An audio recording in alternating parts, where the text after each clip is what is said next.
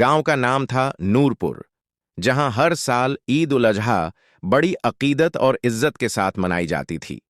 हर गली में कुर्बानी के जानवरों की गूंज, बच्चों की खुशियां और मस्जिदों से तकबीर की सदाएं गूंजती थीं। इस गांव में रहते थे हाजी अहमद, एक 65 साल के बुजुर्ग जो अपने ईमान, नेकदिली और इबादत के लिए पूरे गांव में जाने जाते थे। हाजी साहब का एक पोता था इकराम, जो 12 साल का था। हर साल वो अपने दादा के साथ मंडी जाता, जानवर चुनता और फिर ईद की तैयारियों में लग जाता। इस बार भी वही हुआ। हाजी साहब ने एक सुंदर 12 साल का पोता था, सफेद बैल खरीदा। इकराम उसे रोज चारा देता, सहलाता और बात करता। ईद का दिन आया। फजर की नमाज के बाद हाजी साहब ने बैल की कुर्बानी दी। तकबीर की आवाजों के बीच इकराम थोड़ा उदास था, लेकिन दादा ने उसके सिर पर हाथ फेरते हुए कहा, बेटा, यह जानवर अल्लाह की राह में कुर्बान हुआ है। इसी में सच्चा ईमान है। अल्लाह को जानवर का खून नहीं, हमारी नीयत चाहिए। गोश्त 3 हिस्सों में बांटा गया। एक हिस्सा गरीबों में, एक रिश्तेदारों और पड़ोसियों में, और एक हिस्सा घर के लिए रख लिया गया। लेकिन हाजी साहब ने घर का हिस्सा बांटने से रोक दिया। उन्होंने कहा, इकराम, यह हिस्सा हमारे लिए है। हम भी तो इंसान हैं। इकराम चुप रहा, लेकिन उसकी आंखों में सवाल थे। ईद के तीसरे दिन की शाम थी। गांव में खुशियां जारी थीं, लेकिन एक कोने में सलीमा बीबी नाम की बूढ़ी औरत अपने टूटे हुए घर के बाहर बैठी थी। उसके पास न चूल्हा था, न गोश्त, न कोई रिश्तेदार। उसका बेटा कई साल पहले इंतकाल कर गया था और बहू उसे छोड़ गई थी। अब बस भूख और तन्हाई उसका साथ देती थी। वो हाजी अहमद के घर के सामने से रोज गुजरती, पर कुछ कहती नहीं थी। इज्जत से जीने की उसकी आदत ने उसे मांगने नहीं दिया। उधर हाजी साहब के घर में दावत का माहौल था। फ्रीजर गोश्त से भर चुका था। बिरयानी, कबाब, कोफ्ते और न जाने क्या क्या पक रहा था। इकराम ने खिड़की से सलीमा बीबी को देखा, कमजोर, थकी हुई और भूखी। उसने धीरे से दादा से पूछा, दादा अब्बा, क्या हम उन्हें भी थोड़ा गोश्त दे सकते हैं? हाजी साहब ने सिर हिलाया।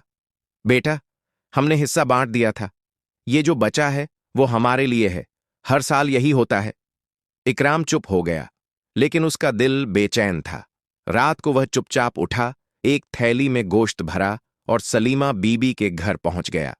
उसने थैली उनके दरवाजे पर रख दी और बिना कुछ कहे लौट आया। अगली सुबह सलीमा बीबी की आंखों में आंसू थे, होठों पर दुआएं थीं। अगली सुबह मस्जिद में फज्र की नमाज के बाद मौलवी मुश्ताक ने एक खुतबा वाज दिया। उन्होंने कहा, असली कुर्बानी सिर्फ जानवर काटना नहीं है, बल्कि अपने नफ्स, अपने लालच, अपनी खुदगर्जी की कुर्बानी है।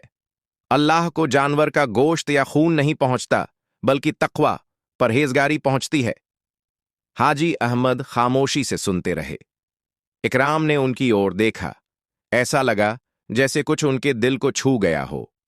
उसी दोपहर गांव में अफवाह फैल गई। सलीमा बीबी को किसी ने गोश्त दिया है, लेकिन वो नहीं जानती कौन था।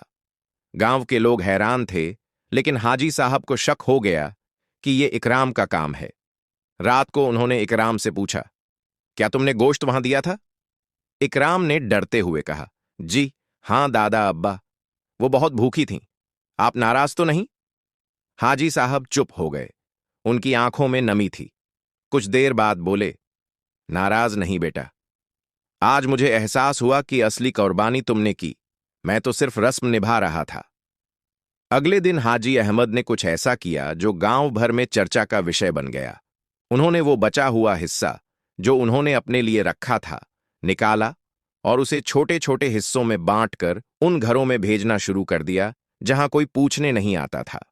वो खुद सलीमा बीबी के पास गए, उनके हाथ चूमे और कहा, बीबी, माफ कीजिए, मैंने अपना हिस्सा समझा था, लेकिन अल्लाह के घर में सबका हक बराबर है। सलीमा बीबी की आंखों से आंसू बह निकले। बेटा, आज तुमने मुझे एहसास दिलाया कि मैं अकेली नहीं हूं। इकराम ये सब देख रहा था और उसकी आंखों में चमक थी। उसने पहली बार अपने दादा को इतनी नरम दिल और बदलती सोच वाला देखा। अब हाजी अहमद हर साल एक नई रस्म शुरू करते। बचा हुआ हिस्सा सबसे गरीब और बेबस लोगों को दिया जाता, वो हिस्सा जो आमतौर पर फ्रीजर में रह जाता था। गांव में एक नई रवायत शुरू हो चुकी थी। लोग अब सबसे पहले उन्हीं घरों को याद करते थे जहां दरवाजे बंद थे, लेकिन दिल खुले थे। 1 साल बीत गया। इस बार ईद उल अजहा फिर आई और नूरपुर गांव में चहल पहल शुरू हो गई। मंडी में फिर जानवरों की खरीदारी हो रही थी। लेकिन इस बार हाजी अहमद अकेले नहीं गए। उनके साथ गांव के कई बुजुर्ग, नौजवान और बच्चे भी थे। सबके हाथ में एक नामों की फहरिस्त थी। इकराम अब 13 साल का हो चुका था और अब वो सिर्फ दादा के साथ नहीं चलता था, बल्कि लोगों को समझाता भी था कि कुर्बानी का असली मतलब क्या है। हाजी साहब ने इस बार 3 जानवर लिए, एक अपने लिए और 2 उन लोगों के लिए जिनके पास कुर्बानी की ताकत नहीं थी।